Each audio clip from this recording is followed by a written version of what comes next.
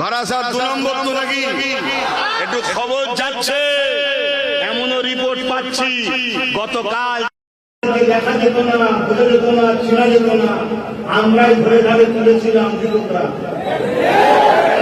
শুনছি নাকি আমার ভালোবাসা কোনো মেয়েকে ভালোবাসি।